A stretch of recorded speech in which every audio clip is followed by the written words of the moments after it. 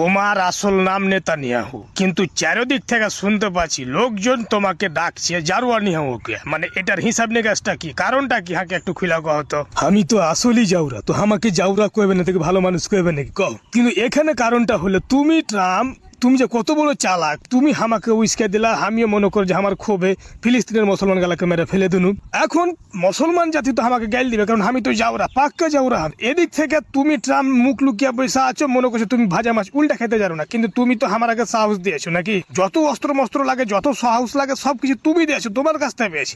এখন তুমি যদি আমাকে এরকম কথা কো, তাহলে তো মেনে নেওয়া যায়। আচ্ছা যাই হোক, তুই মানে আর না মানে রে ভাই, তুই যাওরা যাওরাই থাকবি। তুই একটা কথা মনে রাখিস যে তোর পাছাতে বাঁশ ঢুকাইবি ওরা, বুঝতে পারিস কিনা? তুই যে নিরীহ মুসলমান গালাকে মেরে ফেললি, এই পাপ তোকে লাগবে, আর খুব তাড়াতাড়ি তোর পাছাতে বাঁশও ঢুকবে একবারে, বুঝতে পারিস? আছিলা বাঁশ তোর পাছাতে মনে করে ঢুকে যাবে। তুই যে যাওরা মোটা করলি, তুই বাঁচতে পারবি না রে নিয়াও, তুই বাঁচতে পারবি না। তুই থেমে যা, এখনই থেমে যা তুই।